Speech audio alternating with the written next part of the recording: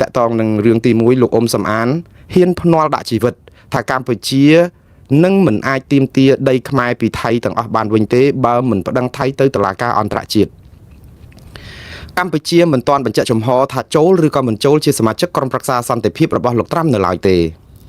នាយករដ្ឋមន្ត្រីចាំផ្ទះថៃទុកឲ្យរដ្ឋាភិបាលថ្មីជាអ្នកសម្រេចរឿងចូលឬក៏មិនចូលសមាជិកក្រុមប្រឹក្សាសន្តិភាពរបស់លោកត្រាំកម្ពុជាបង្ហាញស្នាដៃក្រុមសង្កេតការអាស៊ាន AOT ដែលបានចុះទៅកត់ត្រាការខូចខាតខាងខ្មែរតែថៃនៅតែស្រមោចក្នុងខោពលរដ្ឋខ្មែរប្រឹងនាំគ្នាចែកផ្សាយបន្តសេចក្តីរាយការណ៍របស់អ្នកកាសែតអន្តរជាតិមួយរូបដែលថាប្រាសាទតាមាន់ធំជារចនាបថសិល្បៈខ្មែរប៉ូលីសកូរ៉េខាងត្បូងសហការចាប់បញ្ជូនជនជាតិកូរ៉េ73នាក់បន្ថែមទៀតទៅប្រទេសកូរ៉េដើម្បីកាត់ទោសរឿងឆបោកអនឡាញជនបរទេសជាច្រើនដែលអាចជាជនរងគ្រោះនៃរបបឆបោកអនឡាញកំពុងតែជាប់គាំងដោយគ្មានលិខិតឆ្លងដែននិងប្រាក់ធ្វើដំណើរវិលត្រឡប់ទៅស្រុកវិញជនភៀសសឹកជាង 80% ហើយបានវិលទៅលំនៅឋានវិញសារអំពាវនាវជាសាធារណៈឲ្យជួយវែកមុខរកអ្នកសម្លាប់កុមារម្នាក់ដែលគេយកទៅប្លង់ចោលនៅភូមិបាក់ខែងសង្កាត់ព្រែកលៀបការចរចាត្រីភាគីដើម្បីដោះស្រាយបញ្ហារុស្ស៊ីឈ្លានពានអ៊ុយក្រែនរំពឹងកើតមាននៅទឹកដីអារ៉ាប់រួមនិងសរុបព្រឹត្តិការណ៍ប្រចាំថ្ងៃបាទបងប្អូនចាប់ផ្ដើមដំបូងមុនគឺតាក់ទងនឹងការភ្នាល់ដាក់ជីវិតរបស់តំណាងរដ្ឋាភិបាលក្រៅប្រទេសមួយរូបផ្នែកកិច្ចការព្រំដែនគឺលោកអ៊ុំសំអានតាមពិតរឿងភ្នាល់រឿងអីនេះមិនមែនតែនទៅវាជារឿងទាល់ច្រកទេបងប្អូនរឿងស្បត់រឿងភ្នាល់សុទ្ធតែជារឿងទាល់ច្រកហើយខ្ញុំមិនមែនតែនទាល់ច្រកដែរព្រោះមុននេះក៏ខ្ញុំបានស្ទើរតែហ៊ានភ្នាល់ដាក់ជីវិតថារឿងកម្ពុជាទាដីពីថៃមកវិញនេះគឺមិនអាចបានទេបើយើងមិនប្តឹងទៅតុលាការអន្តរជាតិឥឡូវនេះស្រាប់តែលោកអ៊ុំសំអានក៏លោកមានទស្សនៈយល់ឃើញប្រហែលជាទាល់ច្រកដូចគ្នាដែរទាល់ច្រកនៅក្នុងការដែលមិនដឹងធ្វើយ៉ាងម៉េចអំពាវនាវឲ្យរដ្ឋាភិបាលកម្ពុជាប្តឹងទៅតុលាការអន្តរជាតិឬក៏កិច្ចព្រមព្រៀងសហប្រធានកិច្ចព្រមព្រៀងសន្តិភាពទីក្រុងប៉ារីបានដើម្បីយកអាយន្តការច្បាប់អន្តរជាតិឬក៏សន្ធិសញ្ញាអន្តរជាតិនឹងយកមកដាក់សម្ពាធថៃឲ្យខ្ចាក់ដីមកខ្មែរវិញបានណាតែកម្ពុជាជ្រើសរើសយកវិធីចរចាស្អំថ្កោលទោសថ្លែងការបដិសេធមិនព្រមទទួលអីឡាក់នឹងឡាក់អីចឹងអានេះចំពោះខ្ញុំថាការភ្នាល់នឹងមិនមែនជារឿងដែលថ្លៃធ្នូទេខ្ញុំក៏ទទួលស្គាល់ថាវាមិនមែនជារឿងទឹកដីរឿងប្រទេសប៉ុណ្ណាណីមកយករឿងភ្នាល់គ្នាជាលបែងអបាយមុខអីអត់ទេប៉ុន្តែការភ្នាល់នៅទីនេះគឺសំដៅទៅលើភាពតល់ច្រកគឺបានន័យថាយើងតល់ច្រកនៅក្នុងន័យថាជាខ្មែរម្នាក់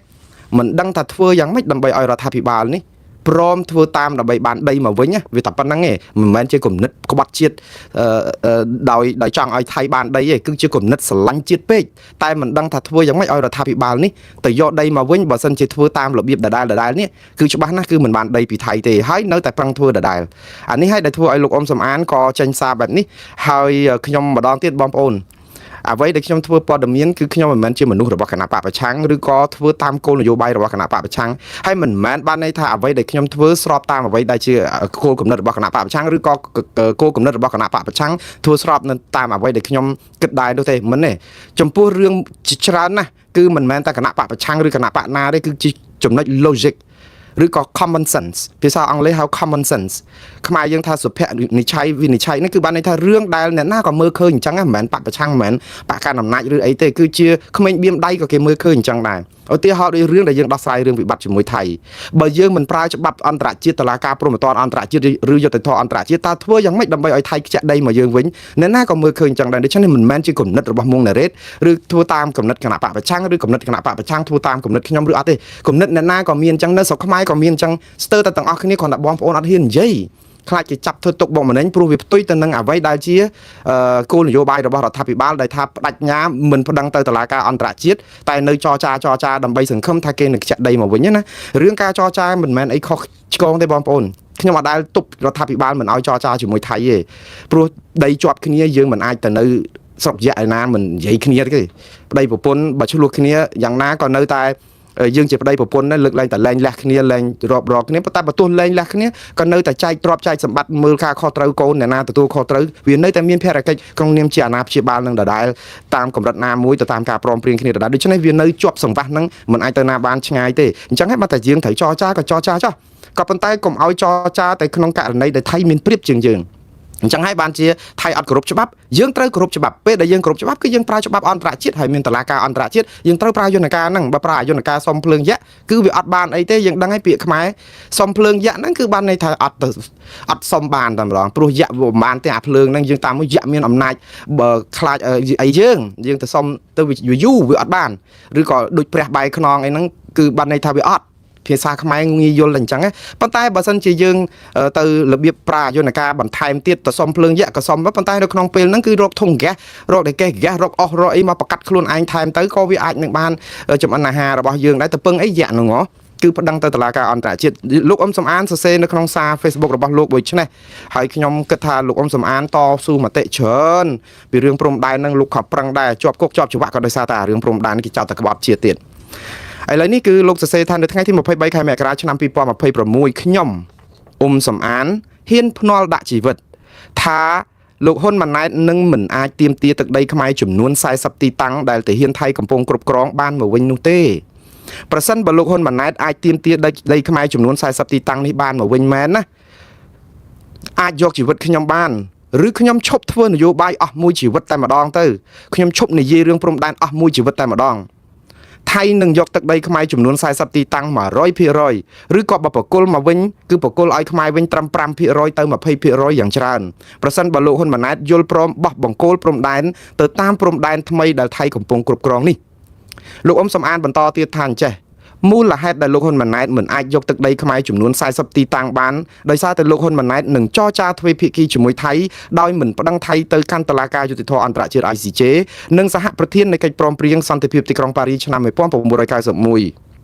ម្យ៉ាងទៀតបើទោះបីលោកហ៊ុនម៉ាណែតចង់ច្បាំងយកទឹកដីខ្មែរចំនួន40ទីតាំងនោះមកវិញក៏មិនអាចដណ្ដើមយកទឹកដីខ្មែរចំនួនទាំងនេះមកវិញបានដែរដោយសារសភាវុធកម្ពុជាមិនទំនើបដូចថៃនោះទេ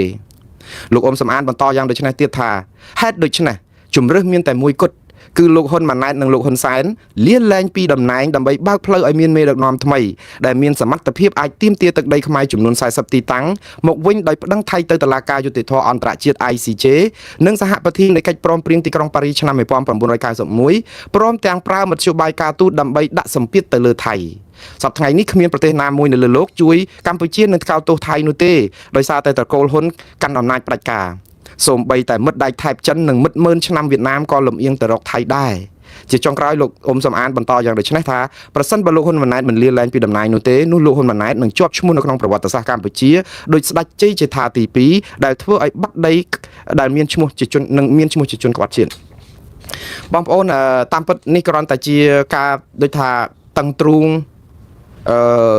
ណែនអរ៉ាតែមិនដឹងថាធ្វើយ៉ាងម៉េចឲ្យរដ្ឋាភិបាលធ្វើបានបងប្អូនខ្លះសួរថាចុះក្រែងរដ្ឋាភិបាលក្រៅប្រទេសហ្នឹងក្រែងថាប្រកាសមកថាបើកមកហ្នឹងជំនួសឲ្យរដ្ឋាភិបាលខ្មែរដាក់ពាក្យប្តឹងទៅតុលាការយុត្តិធម៌អន្តរជាតិឬក៏តុលាការព្រហ្មទណ្ឌអន្តរជាតិអីអានេះមានសំណួរគេសួរផ្ចាញ់ចោលពួកគាត់អញ្ចឹងវិញដែរបងប្អូនសំណួរដែលចោតផ្ចាញ់ចោលរដ្ឋាភិបាលក្រៅប្រទេសនេះអត់ខុសទេព្រោះដោយសាររដ្ឋាភិបាលក្រៅប្រទេសនេះអះអាងថាខ្លួនមានភាពស្របច្បាប់ជំនួសរដ្ឋាភិបាលក្នុងប្រទេសដើម្បីដាក់ពាក្យប្តឹងទៅតុលាការអន្តរជាតិហ្នឹងហើយចុះបើសិនជារដ្ឋាភិបាលកម្ពុជាដាក់ប្តឹងអត់បានឬក៏មិនព្រមដាក់ចុះហេតុអីបានជារដ្ឋាភិបាលក្រៅប្រទេសនេះមិនព្រមដាក់ខ្លួនឯងទៅតាមពិតបើតាមមើលគឺអញ្ចេះបងប្អូនឃើញរដ្ឋាភិបាលក្រៅប្រទេសនេះគឺបានរមេធាវីរអីឲ្យគាត់ប្រាប់ថាចុងខែមករានេះនឹងមានតម្រុយថ្មីតាក់ទងនឹងរឿងដាក់បណ្ដឹងហ្នឹងហើយអញ្ចឹងយើងចាំមើលគាត់តទៅទៀតកុំថាគាត់ដាក់មិនកើតឬក៏មិនបានដាក់ប៉ុន្តែអាការដាក់ទៅនឹងគេទទួលឬក៏មិនទទួលអានឹងរឿងមួយបែបទៀតគាត់ថាចុះហេតុអីទៅដាក់សម្ពាធគាត់ម្លេះគ្នាខំប្រឹងជួយដាក់ពាក្យសោះដើម្បីឲ្យបានដីយើងមកវិញតាមយន្តការអន្តរជាតិហេតុអីក៏មកនៅរករឿងគាត់ធ្វើអីថារដ្ឋាភិបាលគាត់នឹងផេះអីបើកមកបានប្រយោជន៍អីលាក់នឹងលាក់ក្រែងថាដាក់ពាក្យបានលើមិនដាក់បានចុះបើគាត់ខំប្រឹងជួយឲ្យជួយគាត់ទៅ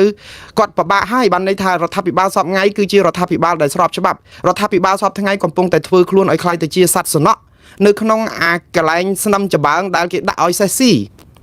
ឆ្កែវាទៅដេកនៅហ្នឹងហើយដល់ពេលសេះវាអត់អាចស៊ីអាច្បើងឬស្រូវនឹងបានព្រោះឆ្កែទៅដេកលើហ្នឹងហើយដល់ពេលតែឆ្កែទៅដេកលើហ្នឹងឆ្កែស៊ីអារបស់ហ្នឹងក៏តែមិនបានសេះក៏ស៊ីអត់បានដូច្នេះផលប្រយោជន៍គឺខាតសេះព្រោះតាមពិតសេះស៊ីច្បើងស៊ីស្មៅនឹងបានប៉ុន្តែឆ្កែអត់មានរឿងអីសោះដូចថាទៅដេកលេងអញ្ចឹងទៅវាធ្វើឲ្យរំខានដល់សេះអីអញ្ចឹងទៅឥឡូវនេះរឿងនេះគឺសត្វសំណក់ហ្នឹងគឺកម្ពុជាសពថ្ងៃហ្នឹងខ្ញុំមិនប្រៀបធៀបកម្ពុជាថាទៅជាសត្វធាតុអីទេគ្រាន់តែថាជាការពយល់ឲ្យងាយយល់គឺអត់ធ្វើខ្លួនឯង គេក៏ស៊ីក៏តែមិនបានអាហ្នឹងគេហៅថាមិនបានស៊ីឆ្លីឲ្យខ្ទេចហ៎បងប្អូនគឺយើងធ្វើអត់ព្រមធ្វើខ្លួនឯងហើយទៅរករឿងគេទៀតឥឡូវតែចោតប្រកាន់រដ្ឋាភិបាលក្រៅប្រទេសហ្នឹងថាហេតុអីមិនដាក់ហេតុអីក៏អះអាងថាជារដ្ឋាភិបាលក្រែងគ្រាន់បើអីណាហើយចុះទៅបន្ទោសគ្នាទៅអីក្រែងជួយគ្នាទៅក៏គ្នាដាក់ទៅបើបានដីមកវិញជួយអទៅហេតុអីចង់វាយឲ្យស្លាប់ទាហានយើងរាប់សិបអ្នកទៀតនោះតែយើងចង់បានអញ្ចឹងហ៎ទាំងអស់គ្នាចង់បានដីមកវិញហើយរដ្ឋាភិបាលណាដាក់ទៅហើយបើគ្នាមានការលំបាកមានបញ្ហាអំពាវនាវស្ដាប់គេទៅគ្រប់ព្រោះចង់បានដីមកវិញហេតុអីបានពួកក្រុមនឹងទៅជាក្រុមក្បត់ជាតិទៅវិញខ្ញុំអត់យល់បងប្អូនធ្វើនេះធ្វើឲ្យទ្រូងរបស់កម្ពុជានឹងប្រេះស្រាំគ្មានថ្ងៃផ្សះផ្សាទេព្រោះវាដូចថាវាធ្វើបាបធ្វើទុកបុកម្នេញគ្នាពេកចុះបើគ្នាឃើញចោលលួចម្ចាស់ផ្ទះអត់ប្តឹងចោលមកទារបស់មកវិញហើយអ្នកចិត្តខាងគ្នារាប់អានយើងគ្នាគ្រាន់តែជួយទៅប្តឹងប៉ូលីសហេតុអីបានទៅរករឿងអ្នកដែលជួយប្តឹងប៉ូលីសយករបស់មកយើងឲ្យយើងវិញនេះតើគេប្រព្រឹត្តអំពើល្មើសក្បត់យើងប៉ុណ្ណាទៅសមានចិត្តគេខំប្រឹងកាត់គេកាត់ខ្មាស់ទៅប្តឹងចោលមិនមែនចោលអាណិតពួកអ្នកម្ចាស់ចិត្តខាងសោចោលមករករឿងអ្នកចិត្តខាងនេះទៀតចុះបើគេសង្ងំសុកទៅវាថៃវាអត់មានបានបើគេសង្ងំសុកក៏ថាបានគេបានទាំងសុកបានទាំងមិនឈឺចាប់ខ្លួនឯងប៉ុន្តែនេះគេប្រថុយគ្រោះថ្នាក់ដើម្បីឲ្យចោលអាចនឹងមករករឿងអ្នកដែលជួយប្តឹងម្ចាស់ផ្ទះដែលមិនប្តឹងហេតុអីបានទៅរករឿងគ្នាដែលខំប្រឹងឈឺឆ្អល់តើយើងមានសុភវិនិច្ឆ័យភាពយុត្តិធម៌សិលធម៌ប៉ុណ្ណាទៅនៅក្នុងការទៅរករឿងគ្នាដែលដាក់បានឬដាក់មិនបានអ្នកណាដូចលោកមួនពេជ្រទៅប្តឹងទៅអាតុលាការព្រហ្មទណ្ឌអន្តរជាតិក៏ទៅរករឿងគេតើអស់លោកចង់បានអីឲ្យប្រកាសជឿជាក់លើរដ្ឋាភិបាលហើយរដ្ឋាភិបាលធ្វើច្រើនហើយយើងធ្វើតើសម្រាប់ស្រួលហើយតើប៉ុន្តែវានៅអាយន្តការមួយដែលបងប្អូនយើងមួយចំនួនក៏មើលឃើញថាបើធ្វើបែបហ្នឹងគឺយើងមិនបានមកវិញទេយើងបាត់ដីយើងរហូតហើយបងប្អូនកុំថាឡើយដូចលោកអ៊ុំសំអានថាបើប្រើអាយន្តការដូចលោកហ៊ុនម៉ាណែតនេះបាន5ទៅ20%បាត់អស់80%ឬ95%សូម្បីតែបាត់តែ1មីលីម៉ែត្រដែរបងប្អូនក៏យើងបាត់ដីអធិបតេយ្យរបស់យើងដែរអត់មានដីខ្មែរណាដែលត្រូវបាត់សូម្បីតែ1មីលីម៉ែត្រក៏យើងបាត់ដែរបើយកពីថៃមកវិញមិនបាន100%ក៏យើងបាត់ដីយើងដែរអត់មានរឿងអីដែលត្រូវនិយាយថាឥឡូវបានខ្លះយកខ្លះអត់ទេគឺត្រូវបានទាំងអស់មកវិញអញ្ចឹងបានថាយន្តការដែលបានទាំងអស់មកវិញគឺមានតែក្តីសង្ឃឹមមួយគឺប្តឹងទៅតុលាការយុត្តិធម៌អន្តរជាតិចរចាជាមួយថៃសប្ងៃអាចបានខ្លះវិញខ្ញុំមិននិយាយថាអត់សោះទ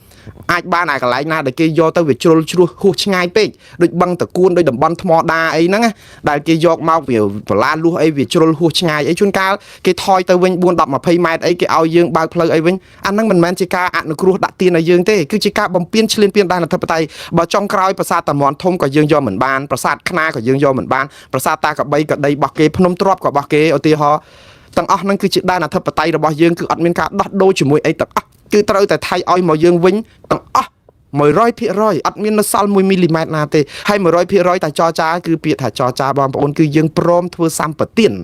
ពាក្យថាចរចាគឺព្រមធ្វើសម្បទានបានន័យថាម៉េចបើគេយក10គេឲ្យយើង2វិញឧទាហរណ៍អាកន្លែងណាដូចថាអូខេដូចចែកទ្រព្យគ្នាអញ្ចឹងណាបងប្អូនឥឡូវឡានថ្មីឬក៏ម៉ូតូទៅទិញថ្មីហ្នឹងបងអ្នកយកពោះវែកនឹងស្អីគេអាសัตว์កដោប្រមេះ2 3ក្បាលហ្នឹងនៅជង្រុកក្រោយអូនឯងយកអញ្ចឹងអ្នកវាទៅជាអញ្ចឹងណាបងប្អូនអាណាចង្រៃយកមកឲ្យយើងវិញជាលៀបសការៈអីយកអារបស់ល្អអស់មកឲ្យសបុកមន់យើងអីវិញវាអត់មានកន្លែងហ្នឹងគិតថាយើងបានមកជាដុំកពួនអីទេដូច្នេះបើយើងចរចាអញ្ចឹងយើងចាញ់ច្រាបចាញ់ព្រៀបគេអញ្ចឹងតែប៉ុណ្្នឹងតែឲ្យបងប្អូនដែលតវ៉ាហ៊ានដាក់ជីវិតហ្នឹងគឺដើម្បីឲ្យយើងបានដីមកវិញអត់មានមកក្បត់ជាតិហើយអត់មានមកផ្ចាញ់ផ្ចាលពួកខ្ញុំអីទេម្ដងទៀតបងប្អូនណាខ្ញុំហ៊ានភ្នាល់ដាក់ចង់ដាក់ជីវិតរបស់ខ្ញុំថាបើធ្វើរបៀបហ្នឹងគឺអត់បានគឺដូចគ្នានឹងលោកអ៊ុំសំអានដែលលោកមានការយល់ឃើញអញ្ចឹងហើយខ្ញុំមិនមែនជាអ្នកដែលធ្វើនយោបាយដើម្បីគណៈបកប្រឆាំងប៉ុន្តែខ្ញុំកោតសរសើរមន្ត្រីរដ្ឋាភិបាលក្រៅប្រទេសនេះដែលលោកពិតជាស្រឡាញ់ជាតិនេះមិនតិចជាងអស់លោកនៅស្រុកខ្មែរទេគ្រាន់តែអស់លោកនៅស្រុកខ្មែរស្រឡាញ់ជាតិតាមបែបមួយបែបអស់លោកស្រុកខ្មែរសប្ងៃនេះកំពុងតែស្រឡាញ់ជាតិរបៀបស្វាអោបកូនសំណប់នៅក្នុងទ្រូងឲ្យហែលទឹកឲ្យឆ្លក់ងាប់ហ្នឹងណាទុកអាស្វាដែលកូនដែលសំអប់នៅលើក្បាលទូលទៅពេលដែលហែលទឹកទៅកូនរស់ដល់ពេលអ្នកខាងក្រៅប្រទេសមើលឃើញអញ្ចឹងទៅចេះតែជួយមករករឿងថាកូនគេអីគេស្រឡាញ់អោបជាប់នឹងទ្រូងណែឯងចេះម៉េះបន្តិចទៀតទៅគេនឹងបានឆ្លងដល់ត្រើយដល់តែពេលទៅដល់ត្រើយបានដឹងថាទម្លាក់ក្ដុកមកកូនធ្លាក់ដល់ដីងាប់បាត់ហើយហ្នឹងដោយសារតែឆ្លក់ទឹកហើយដល់គេមើលទៅគេថាគេចេះមើលកូនគេចេះថែកូនវាមិនមែនអញ្ចឹងទេបងប្អូនយើងជួយគ្នាម្នាក់បន្តិចទៅហេតុអីក៏ឲ្យរកម្មចិត្តដូច្នេះបាទឥឡូវខ្ញុំតទៅទៀតបងប្អូនរឿងនេះគឺម្ដងទៀតគឺជាការដែលបងប្អូននៅក្រៅសាទរជួយគ្នាទៅហើយកុំទៅជួយទាញគ្នាទម្លាក់បានអីយកមកវិញគឺប្រឹងធ្វើយ៉ាងម៉េចឲ្យបានដីខ្មែរមកវិញទាំងអស់ហើយអត់មានទៅសម្រាប់ដៃទេឥឡូវហ្នឹងសប្ងៃហ្នឹងយើងធ្វើហ្នឹងយើងរងចាំគេតើបងប្អូនគេលួចរបស់យើងហើយហ្នឹងយើងនាំគ្នាអង្គុយចាំមើលអង្កលបានវារួចរាល់ណា អានមកនិយាយជាមួយយើងបានបកគលរបស់ឲ្យយើងវិញយករបស់យើងទៅថាឥឡូវកែសម្ញែងធ្វើដោះដូរអីប្រេះផ្ដាស់ឲ្យយើងចេះនាំគ្នាទៅមើលទៅហើយបន់ស្រន់ទៅចាំមើលម្ចាស់ក្រោយម៉ែឪគេក្រោយហ្នឹងមកក្រែងលោកគ្រាន់បើអីបែបស្រួលបានរបស់យើងមកវិញឥឡូវគេអត់ព្រមចរចាអីសោះរបស់យើងហ្នឹងគឺមិនដឹងកាលទេឥឡូវចាំសង្ឃឹមរដ្ឋាភិបាលថៃថ្ងៃ8 ខែកុម្ភៈរដ្ឋាភិបាលថៃនេះឥឡូវនេះកំពុងតែរញ៉េរញ៉ៃមែនតើហើយមិនដឹងថាតើបោះឆ្នោតនឹងបានដោយការគ្រោងទុកថ្ងៃ8 ខែកុម្ភៈហ្នឹងឬយ៉ាងម៉េចទៀតយើងអត់ដឹងទេប៉ុន្តែបងប្អូនយើងកុំតែសុំភ្លើងយៈឲ្យគេបោះឆ្នោតឲ្យគេនយោបាយអីទៅយើងគិតតែពីរឿងផ្លូវច្បាប់រឿងតុលាការអន្តរជាតិទៅអាចចរចាទៅអត់អីទេហើយបើវាស់វែងអីក៏ដោយហ្នឹងតើយើងទៅសង្ឃឹមបានអីពីថៃមកវិញយើងគេប្រើផែនទីខ្នាតលើ150,000យើងប្រើលើ200,000ហើយយើងនៅតែច្បាស់100%ថាយើងនឹងបានមកវិញវាអត់អាចនឹងតែចែកគ្នាកើតទេនៅពេលដែលយើងប្រើផែនទី2ខុសគ្នាយើងដើរផ្លូវខុសគ្នាយើងយល់ឃើញខុសគ្នាដូច្នេះហើយអញ្ចឹងបានថាមានតឡាការកញ្ញាកណ្ដាលទេបើ2អ្នកនាំគ្នាទៅដើមដេកកដាលបងប្អូនអ្នកណាដេកនៅណាឥឡូវអ្នកណាដេកកដាលបានមានគ្នាតែ2អ្នកទៅដើមដេកកដាលវាទៅរួចទេយើងគិតឲ្យសាមញ្ញងាយយល់គ្នាមានតែ2អ្នកទៅដើមដេកកដាលវាអត់មានអ្នកនៅកដាលបានទេវាត្រូវតែមានអាញាកណ្ដាលមួយមកទៅចែកទៅឲ្យប្រាប់ទៅអាកាត់ទៅវាអញ្ចឹងឯងឥឡូវនេះគឺគេឲ្យបោះបាល់ឲ្យយើង2អ្នកដើមគ្នាដេកកដាលតិចទៀតទៅដើមគ្នាធ្លាក់ពីក្រែហ្នឹងអត់បានដេកលើក្រែហ្នឹងទាំងអស់គ្នាឥឡូវនេះគឺទី2គឺនាយករដ្ឋមន្ត្រីសំទោសកម្ពុជាបានបញ្ជូនក្រុមសង្កេតការអាស៊ានទៅរាល់ថ្ងៃខ្ញុំឃើញក្រសួងការពារជាតិខ្ញុំសរសើរដែរប្រឹងប្រែងអស់ពីលទ្ធភាពបង្ហាញគេថាយើងគោរពបទឈប់បាញ់យើងគោរពសេចក្តីថ្លែងការណ៍រួមយើងយកក្រុមសង្កេតការអាស៊ានឲ្យមករាយការណ៍រហូតក្រុមសង្កេតការអាស៊ានកត់ត្រារូបថតប៉ុន្តែយើងចោះទៅបានតែដីខាងយើងហ្នឹងណាបងប្អូនទៅអស់ហើយតំបន់ដែលឃើញក្រសួងការពារជាតិយកមករាយការណ៍ហ្នឹងគឺ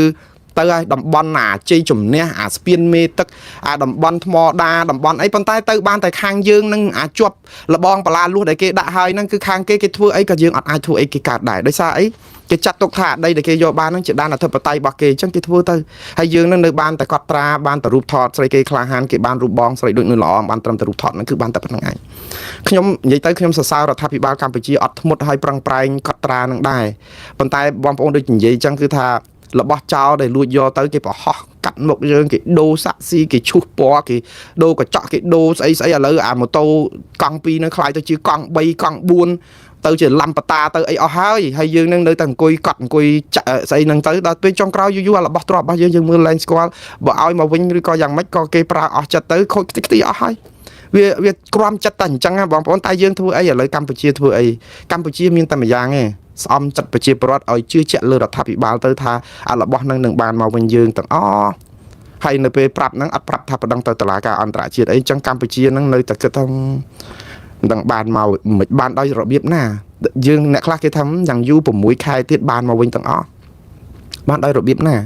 បានដោយវាស់ផែនទីຂະຫນາດ1លើ50,000របស់ថៃហើយយើងថា1លើ200,000ថៃអត់ទាន់វាយយកតំបន់យើងដែលឈរជើង13ទីតាំងទៀតហើយថៃសង្គ្រឹះថ្មិញទៀតថាយកឲ្យបានទៀតតែបើសិនជានេះកុំថាឡើយដល់ឲ្យចង់យកថែមទៀតអានឹងយើងនិយាយពីរឿងសង្គ្រាមហើយទៅធ្វើសង្គ្រាមដល់ណាទៀតបានហើយយើងគេថាចង់ឈប់សង្គ្រាមហ្នឹងហើយយើងចង់ចរចាយើងចង់ធ្វើសម្បទានអីហ្នឹងប៉ុន្តែប្តឹងទៅឥឡូវនេះគឺបានតែប៉ុណ្្នឹងឯងបងប្អូនឥឡូវខ្ញុំនិយាយអំពីរឿងខាងភាគីមួយទៀតរឿងពីរឿងបងប្អូនខ្មែរយើងនាំគ្នាចែករំលែកព័ត៌មានពីអ្នកផ្សាយព័ត៌មានសារព័ត៌មាន Al Jazeera បងប្អូនលោកតូនីឆេងលើចេងគាត់បានចុះទៅផ្សាយព័ត៌មានដល់ប្រាសាទតាមាន់ធំដែលអូយទៅស្រក់ទឹកភ្នែកហើយបងប្អូនព្រោះយើងអត់ដែលទៅដល់ទេតាមាន់ធំយើងឡើងទៅបានហើយលោកតូនីចេងហ្នឹងគាត់ចុះទៅប្រាសាទតាមាន់ធំហ្នឹងគឺផ្សាយឲ្យ Al Jazeera ជាភាសាអង់គ្លេសហ្នឹងគាត់ថតឲ្យគាត់ពន្យល់អំពីប្រាសាទតាមាន់ធំនិយាយពីបងប្អូនខ្មែរយើងចែកផ្សាយគ្រប់គ្នាសប្បាយចិត្តណាបានសារព័ត៌មានអន្តរជាតិផ្សាយពីតាមាន់ធំហើយដល់ពេលយើងចែកផ្សាយយើងពលឹះភាសាអង់គ្លេសលោកតូនីជេងនិយាយអញ្ចេះហើយខ្ញុំទោសបងប្អូនខ្ញុំនិយាយនេះមិនមែនបានន័យថាឲ្យបងប្អូនបាក់ទឹកចិត្តអីថាអត់ជួយគ្នាមកជួយបំបាក់ទឹកចិត្តគ្នាធ្វើអីលោកតូនីឆេងណាពេលដែលគាត់ចុះទៅផ្សាយពីប្រាសាទតាមាន់ធំហ្នឹងគាត់និយាយថាទីតាំងប្រាសាទតាមាន់ធំនេះណាគឺជាទីតាំងដែលមានស្នាដៃរចនាបថរបស់បុរាណខ្មែរយើងគាត់ប្រើពាក្យរចនាបថ ខ្មែរ artifacts វត្ថុបុរាណគេដំណើររបស់ដូនតាខ្មែ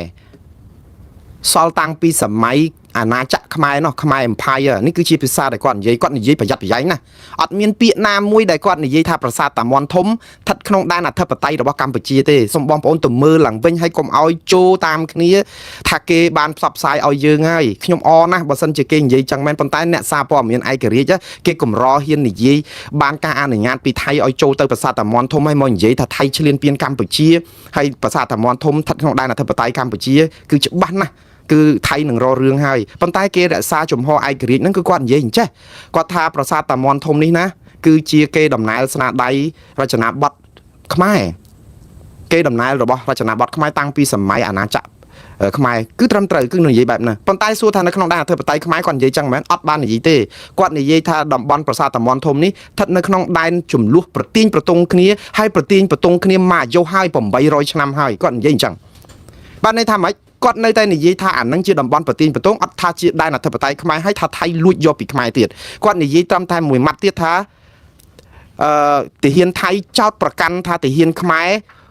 រលូនឬក៏លួចចូលទៅក្នុងដែនប្រាសាទតាមាន់ធំកាលពីថ្ងៃទី24ខែកក្កដាទើបធ្វើឲ្យមានការផ្ទុះអាវុធឃើញនៅក្នុងន័យនេះគឺគាត់ស្របតាមអ្វីដែលជាការអះអាងរបស់ទាហានថៃថាដីប្រាសាទតាមាន់ធំហ្នឹងជាដីប្រទីនប្រទងតែថៃគេទាមទារកម្មសិទ្ធិរបស់គេឲ្យទាហានខ្មែរលបចូលទៅក្នុងរំលោភចូលក្នុងដែនដែលថៃចោទប្រកាន់ថាចូលទៅក្នុងដែនប្រាសាទតាមាន់ធំដែលថៃអះអាងថាជារបស់គេណាធ្វើឲ្យមានការផ្ទុះអាវុធមកប្រាវអញ្ចឹងកាលពីថ្ងៃទី24ខែកក្កដាម្ដងដូច្នេះភាសារបស់គាត់ហ្នឹងគឺថាវាថ្លឹងថ្លែងរហូតតតែមិនមានកន្លែងណាដែលថាកម្ពុជាយើងថៃឈ្លានពានកម្ពុជាឲ្យដីនឹងក្នុងដែនអធិបតេយ្យរបស់ខ្មែរសោះតែយើងនឹងយកមកចែកផ្សាយឲ្យពលឹះគ្រប់គ្នាទៅធ្វើឲ្យយើងធូរចិត្តល្អហើយធូរចិត្តប៉ុន្តែមិនមែនជាការពិតទេខ្ញុំស្ដាយដោយសារតែគ្មានសារព័ត៌មានអន្តរជាតិណាហ៊ាននិយាយថាថៃឈ្លានពានកម្ពុជាទេអត់មានទេមកដល់ម៉ោងនេះអត់ទាន់មានទេអាល់ហ្សាជេរ៉ាពីរបីដងហើយនិយាយពីកុងតឺន័រដាក់នៅភូមិព្រៃច័ន្ទក៏និយាយអំពីថាកុងតឺន័រដាក់ហាមប្រជាពលរដ្ឋដែលធ្លាប់អាស្រ័យផលរស់នៅក្នុងដីហ្នឹងមិនឲ្យចូលទៅវិញតែប៉ុណ្្នឹងឯងហើយជាតំបន់ប្រទីងប្រទង់និយាយទៅគឺនិយាយបានប៉ុណ្ណឹងហើយរហូតដល់មានការផ្សព្វផ្សាយទៀតថាថ្មីនេះមានលោកប្រធានាធិបតីបារាំងលោក Emmanuel Macron និយាយថាចូលទៅប្រជុំជាមួយប្រទេសឯណាប្រមាណប្រទេសមកប្រាប់ថាថៃឈ្លានពានកម្ពុជារំលោភរុលចូលប្រមាណគីឡូដីចូលដីខ្មែរអីណាដូចថាស្ដាប់មកថាប្រទេសបារាំងថ្កោលទោសថៃពីរឿងឈ្លានពានកម្ពុជាចែកផ្សាយឡើងពេញបណ្ដាញសង្គម Facebook វល់រកទិសតំបន់គ្មានតែគ្មានការពិតដោយសារអីលោក Emmanuel Macron អត់បាននិយាយថាថៃឈ្លានពានកម្ពុជាទេអត់មានពាក្យណាអត់មានឃ្លាណាអត់មានសម្ដីណាដែលមកនិយាយអញ្ចឹងទេហើយសិតតែសច្ចាថានឹងជួយកម្ពុជាដើម្បីទៅដើមដីខ្មែរពីថៃមកវិញបើសិនជារឿងនឹងពិតដែរខ្ញុំរំភើបមានសហគមន៍អន្តរជាតិអីគេជួយតែមកដល់ម៉ោងនេះអត់មានសហគមន៍អន្តរជាតិណាកោតទោសថៃសូម្បីតែមួយម៉ាត់អត់មានទេអញ្ចឹងបងប្អូនសប្បាយចិត្តខ្ញុំសប្បាយហើយប៉ុន្តែកុំបង្កាត់ក្តីសង្ឃឹមបែបស្រមើស្រមៃឲ្យសោះរឿងដែលយើងនាំគ្នាជួយតស៊ូមតិគឺមានតែជំរុញឲ្យរដ្ឋាភិបាលកម្ពុជាសប្តាហ៍នេះដាក់ពាក្យប្តឹងទៅតុលាការយុត្តិធម៌អន្តរជាតិនិងតុលាការព្រហ្មទណ្ឌអន្តរជាតិតែប៉ុណ្ណោះដែលយើងសង្ឃឹមថាបានដីនេះមកវិញតែប៉ុណ្្នឹងតាហើយកុំទៅសង្ឃឹមលើមេឃលើផ្កាយបានសារព័ត៌មានណាគេផ្សាយសារព័ត៌មានគេផ្សាយអីផ្សាយទៅអានឹងគឺជាការផ្សាយរបស់គេជំហរសារព័ត៌មានគ្រាន់តែគេនិយាយថាប្រាសាទតាមាន់ធំដែលមិនមែននិយាយថាស្ថិតក្នុងដែនអធិបតេយ្យកម្ពុជាផងដោយលោកតូនីឆេងនិយាយថាជាក្នុងតំបន់ប្រទីងប្រទងគ្នារាប់រយឆ្នាំយើងថាគាត់និយាយថានឹងជាប្រាសាទខ្មែរគាត់និយាយថាប្រាសាទនេះមានរចនាបថខ្មែរខ្វះអីប្រាសាទដែលមានរចនាបថខ្មែរនៅអយុធ្យានៅប្រទេសថៃភ្នំរូងភ្នំអីប្រាសាទភីម៉ៃអីសិតតែប្រាសាទរចនាបថខ្មែរទាំងអស់តែមិនមែនជាប្រាសាទខ្មែរទៀតទេនៅពេលនេះវាគ្រាន់តែជារចនាបថរបស់ខ្មែរពីមុនឥឡូវថៃយកអស់ហើយនៅក្នុងតំបន់ហ្នឹងមិនចឹងដូចគ្នានឹងអាប្រាសាទតាមាន់ធំហ្នឹងវាមានរចនាបថខ្មែរអញ្ចឹងមែនហើយក៏ប៉ុន្តែវានៅក្នុងដីថៃហើយថៃគេទាមទារថាជាកម្មសិទ្ធិរបស់គេមិនមែនបានន័យថាប្រាសាទហ្នឹងជាប្រាសាទរបស់ខ្មែរនៅក្នុងដែនអធិបតេយ្យខ្មែរទេអ្នកផ្សព្វផ្សាយព័ត៌មាននេះបាននិយាយចឹងទេអានេះហើយដែលយើងជឿចាប់ណាបងប្អូនព្រោះអ្នកសារព័ត៌មានគេប្រយ័ត្នដែរគេមិនហ៊ាននិយាយបែបហ្នឹងបើនិយាយសារព័ត៌មានថៃឬក៏រដ្ឋាភិបាលថៃច្បាស់ជាចេញសេចក្តីថ្លែងការណ៍ទាត់ចោលអ្វីដែលលោកតូនីឆេងនឹងនិយាយបាត់ទៅហើយតែអត់មានការទាត់ចោលអីទេគឺមកដល់ម៉ោងនេះអ្វីគឺដូចតាមធម្មតាតែខ្មែរយើងទេដែលនាំគ្នាសបាយព្រួយឲ្យទៅលើគេផ្សាយឃើញអ្នកនាំពាក្យរដ្ឋាភិបាលកម្ពុជាសំទោសក្រសួងការពារនោះអ្នករដ្ឋមន្ត្រីក្រសួងព័ត៌មានរបស់កម្ពុជាមួយថ្ងៃលោកសប្បាយចិត្តណាស់លោកណេតផាត្រាយកអាសាព័ត៌មានអន្តរជាតិនឹងយកមកបង្ហោះតាម Facebook របស់លោកហើយប្រាប់ថាឃើញនេះសារព័ត៌មានអន្តរជាតិគេនិយាយពីខ្មែរយើងលោកសប្បាយចិត្តណា សោកស្ដាយមែនតើដោយលោកស្រឡាញ់អាសាព័ត៌មានអន្តរជាតិតែលោកជារដ្ឋមន្ត្រីក្រសួងព័ត៌មាននឹងអត់ព្រមប្រាប់ទៅរដ្ឋាភិបាលឲ្យឈប់ធ្វើទុកបុកម្នេញសារព័ត៌មានឯករាជ្យនៅស្រុកខ្មែរសោះឲ្យមានអាសាព័ត៌មានឯករាជ្យរបស់យើងណាកុំទៅពឹងអាសាព័ត៌មានឯករាជ្យរបស់គេឲ្យមានក្លឹបអ្នកសារព័ត៌មានបរទេសនៅទីក្រុងភ្នំពេញកុំឲ្យមានតែនៅបាងកកមើលលោកសាកធ្វើមើលលោកណេតភក្ត្រាលោកសាកធ្វើយកគំរូស្នាដៃមួយមើលក្នុងនាមជារដ្ឋមន្ត្រីព័ត៌មានតន់លោកមានឱកាសហើយកុំទៅយកអាសាព័ត៌មានដែលគេខំជួយផ្សាយពីយើងយកមកដាក់ពេញ Facebook របស់លោកឲ្យទៅថាអូមានសារព័ត៌មានអន្តរជាតិផ្សាយពីខ្មែរយើងលោកផ្សាយហ្នឹងលោកទៅមើលឡើងវិញផងអត្ថបទព័ត៌មានដែលសារព័ត៌មានអន្តរជាតិដែលផ្សាយដែលលោកចែកហ្នឹងគ្មានអត្ថបទសារព័ត៌មានណាមួយដែលនិយាយថាថៃឈ្លានពានកម្ពុជាទេគេគ្រាន់តែនិយាយថាថៃចាប់ផ្ដើមដាក់បលាលួសនៅក្នុងតំបន់ប្រទីងបតុង contested area តំបន់ដែលប្រទីងបតុងថៃថាថៃខ្មែរថាខ្មែរគេអត់បានថាអាហ្នឹងថៃឈ្លានពានខ្មែរឈ្លានពានថាអត់មានសោះគេមានឯកជនថាយ៉ាងណាខ្មែរឲ្យអ្នកស្ដាប់ខ្លងថ្លៃតែយើងចង់បានសារព័ត៌មានបើសារព័ត៌មានឯករាជ្យនឹងនៅស្រុកខ្មែរយ៉ាងហោចណាស់គាត់ចុះទៅថតផ្សាយដោយផ្ទាល់អត់ចាំបាច់ទៅហៅពួក Al Jazeera BBC ឬស្អីគេពិភពលោកហ្នឹងមកនៅពេលគេវាយខ្ទេចហើយហ្នឹងទៅចុះមកហ្នឹងបាទអីយើងចង់បានពួកគាត់ផ្សាយតាំងគេចាប់ផ្ដើមដុតផ្ទះប្រជាពលរដ្ឋណោះហើយច័ន្ទនៅភូមិជោគជ័យអាភ្លាមហ្នឹងដើម្បីទប់ឲ្យសហគមន៍អន្តរជាតិគេជួយក្តៅក្រហាយទប់កុំឲ្យវាយខ្ទេចខ្ទីអញ្ចឹងហើយឥឡូវយើងបង្កទៅជាបាយហើយទៅគេផ្សាយមកយើងទៅអេជាមួយគេអីវាដល់ពេលដែលគេចាប់ផ្ដើមប្រមូលជ័យភ័ណ្ឌហើយយើងទៅមើលតែរបស់ខ្ទីអស់ហ្នឹងចុះបើយើងបង្ការពីមុនមានសារព័ត៌មានអន្តរជាតិពីមុនផ្សាយពីរឿងធ្វើបាបទម្លាក់គ្រាប់អីច្រើនអញ្ចឹងសន្ធឹកទៅហើយពិភពលោកឃើញអញ្ចឹងគេនាំគ្នាតស៊ូមតិកោលទោសថៃដែរវាអត់មានអញ្ចឹងដល់ស្ងប់បានមានអាហ្នឹងហើយដោយសារយើងអត់ផ្ដល់ការពារសារព័ត៌មានអន្តរជាតិនៅស្រុកខ្មែរចាប់គេធ្វើទុកបុកម្នេញគ្រប់គ្នាដល់អញ្ចឹងគេរត់ចែកខ្ចាយអស់ទៅបាត់ជើងសោព្រាតអស់យើងអត់អាលីងដល់តែមានការអីអត់អញ្ចឹងបើខ្ញុំថានេះគឺជាឱកាសល្អហើយខ្ញុំជឿថាលោកណេតភក្ត្រាក៏ជាបញ្ញវន្តខ្មែរមួយដែលចង់លើកស្ទួយវិស័យសារព័ត៌មាននឹងសម្បើមដែរខ្ញុំក៏ធ្លាប់ធ្វើការជាមួយលោកនៅសាលាក្តីខ្មែរក្រហមជាមនុស្សល្អជាអ្នកមានវិជ្ជាជីវៈជាមនុស្សដែលចង់និយាយថាជាបញ្ញវន្តមានការចេះដឹងច្រើនណាស់តាមពិតជាក្តីសង្ឃឹមច្រើនណាស់រដ្ឋាភិបាលកម្ពុជាជ្រើសរើសលោកណេតភក្ត្រាធ្វើជារដ្ឋមន្ត្រីក្រសួងព័ត៌មាននេះមិនខុសទេព្រោះលោកធ្លាប់ធ្វើជាអ្នកសារព័ត៌មានជាមន្ត្រីជាន់ខ្ពស់អីនៅសារព័ត៌មានភ្នំពេញប៉ុស្តិ៍អីពីមុនមកដែលសារព័ត៌មានគួរឲ្យទុកចិត្តតែឥឡូវអស់ហើយវាខ្ទេចខ្ទីអស់ហើយអញ្ចឹងតន់លោកជាបញ្ញវន្តចូលទៅធ្វើការនៅក្រសួងព័ត៌មានហ្នឹងលោកត្រូវធ្វើអីឲ្យប្លែកពីអ្នកមុនធ្វើកុំធ្វើដូចគេដដែលហើយនឹងអង្គុយបន់ស្រន់ស្រាវជ្រាវរកឯកសារសារព័ត៌មានអន្តរជាតិយកមកបង្ហោះតាម Facebook របស់លោកដើម្បីប្រាប់ថាគេជួយផ្សាយពីខ្មែរខ្ញុំអាសូរមែនតើអាណិតដូចថាយើងចេះខំប្រឹងប្រមូលជ្រើសរើសឈើពុកយកមកឆ្លាក់ធ្វើរូបបដិមាអញ្ចឹងតាមពិតអាចឈើខ្លឹមខ្លួនឯងហ្នឹងអត់មានធ្វើយើងទៅរើសឈើពុកយកមកឆ្លាក់ធ្វើជារូបបដិមាហើយចាប់ផ្ដើមកោតសរសើរអារឿងឈើពុកដែលយើងយកមកឆ្លាក់ធ្វើបដិមាហ្នឹងទៅវិញតើលោកមានឱកាសលោកតាក់ទងទៅរដ្ឋមន្ត្រីឬនាយករដ្ឋមន្ត្រីខ្មែរលោកហ៊ុនម៉ាណែតទៅនិយាយប្រាប់គាត់ទៅថាយើងចង់មានសារព័ត៌មានឯករាជ្យមានវិទ្យុអាស៊ីសេរី VOA មានសារព័ត៌មានអីចម្រុះផ្សេងទៀតឲ្យឯករាជ្យឲ្យឈប់ធ្វើទុកបុកម្នេញអ្នកសារព័ត៌មានឈប់ងើបមួយវាយមួយឈប់អ្នកណានិយាយអីលើ Facebook មិនបានចាប់គេដាក់គុកលោកជាអ្នករដ្ឋមន្ត្រីក្រសួងព័ត៌មានកិច្ចការងារហ្នឹងគឺលោកបញ្យល់ថាអារឿងនិយាយស្ដីសិទ្ធិសេរីភាពនៅក្នុងការនិយាយស្ដីធ្វើម៉េចយើងទៅចាប់គេដាក់គុកអស់នឹងងាប់ហើយមានណាហ៊ាននិយាយអីអាហ្នឹងមានចែងនៅក្នុងរដ្ឋធម្មនុញ្ញតោះតែយើងជួយគ្នាហើយសហការគ្នាជាមួយលោកកៅរ៉េមីផងព្រោះឃើញថ្កោលទោសថៃនោះសម្បើមប៉ុន្តែអត់ដែលថ្កោលទោសរដ្ឋាភិបាលខ្លួនឯងនឹងធ្វើទុកបុកម្នេញប្រជាពលរដ្ឋខ្លួនឯងម្ដងសោះតើយើងបោកប្រជាពលរដ្ឋខ្មែរយើងដល់ពេលណាទៀតលោកសុទ្ធតែជាបញ្ញវន្តទាំងអស់ខ្ញុំស្ដាយធនធានយើងណាឥឡូវនេះគឺខ្ញុំបន្តពីរឿងយើងនាំគ្នាអ្វីដែលបានជាសមិទ្ធិហើយអត់មានជាផ្លែផ្កាអីយើងចេះតែអញ្ចឹងហើយដល់ពេលប្រជាពលរដ្ឋនឹងចេះតែមើលទៅឃើញគេមកជួយផ្សាយស្អីគេបាញ់ខ្ទេចខ្ទីអស់គេយកដីយើងអស់ឲ្យទៅផ្សាយចាឥឡូវពីមុនមកទប់អត់ព្រមទប់គេហៅថាការពារប្រសើរជាងព្យាបាលយើងទៅព្យាបាលនៅពេលដែលរបួសវិញយើងដល់ពេលយើងដេនៅពេលគេវាយបែក4 10ធ្នេតែអាកាលមុនបង្ការកុំឲ្យគេវាយបែកក្បាលអត់ព្រមទប់សោះឥឡូវនេះគឺវាយឺតពេលបងប្អូនមិនមែនថាគាត់មិនធ្វើប៉ុន្តែវាយឺតពេលយើងរកវិធីទប់ជាងការដែលចាំដល់ពេលផ្សែងឆេះមកឲ្យចាំផលិតយើងកុំឲ្យការពារកុំឲ្យឆេះភ្លើងវិញបានល្អហើយរឿងមួយទៀតគឺរដ្ឋាភិបាលកម្ពុជាមកដល់ម៉ោងនេះហឡាយតែរវល់នឹងអួតអំពីលិខិតលោកត្រាំផ្ញើទៅអញ្ជើញឲ្យចូលរួមក្រុមប្រឹក្សាសន្តិភាពអត់បានបញ្ជាក់ចំហអីសោះមកដល់ម៉ោងនេះតាំងពីថ្ងៃ16ខែមករាមក7ថ្ងៃហើយថ្ងៃ23 24ហើយអត់ទាន់ប្រាប់ថាតើកម្ពុជាចូលឬក៏មិនចូលជាសមាជិកក្រុមប្រឹក្សាសន្តិភាពរបស់លោកត្រាំប៉ុន្តែនៅក្នុងពេលជាមួយគ្នារវល់នឹងអួតថាអូកម្ពុជាយើងអស្ចារ្យណាស់ជាប្រទេសស្រឡាញ់សន្តិភាពមេដឹកនាំយើងហ្នឹងគឺស្រឡាញ់សន្តិភាពណាស់បានគ្រាន់តែមានរឿងសន្តិភាពអីភ្លាមតាក់ទងនឹងគណៈកម្មការសន្តិភាពគេគឺគេនឹកឃើញកម្ពុជាភ្លាម យើងឡាយតែរវល់អញ្ចឹងវិញហើយតើនឹងបោកប្រាស់ប្រជាពលរដ្ឋពេលណាទៀតដែលថាមេដឹកនាំខ្មែរមិនស្រឡាញ់សន្តិភាពគេដឹងតើអស់លោកស្រឡាញ់សន្តិភាពណាស់ខ្មែរយើងកំចាយអស់ហើយសន្តិភាពហ្នឹងគឺមានតែនៅក្នុងក្រមបកប្រជាជនកម្ពុជាទេឲ្យតែណាខ្ទាស់នឹងគណៈបកប្រជាជនកម្ពុជាមិនលាយចោលឲ្យអស់នឹងសន្តិភាពកម្ពុជាហ្នឹងមេដឹកនាំដល់មហាលុតផ្លាស់អស្ចារ្យរបស់យើងហ្នឹងគឺអញ្ចឹងគឺយើងសន្តិភាពតែក្រមខ្លួនឯងទេតែក្រមដតីគឺត្រូវកំទេចបំផ្លាញឲ្យដល់ឫសគល់តែម្ដងហើយទៅមកអួតថាសន្តិភាពគេកំពុងបន្ទោសលោកត្រាំនេះអ្នកស្អីផ្សះផ្សាសន្តិភាពពិភពលោកបាន8កិច្ចព្រមព្រៀងហើយនឹង6 10ប្រទេសអីអញ្ចឹងហើយបាន 25% ខ្មែរថៃទៀតក្បែរតែនឹងកុំអីបានតែ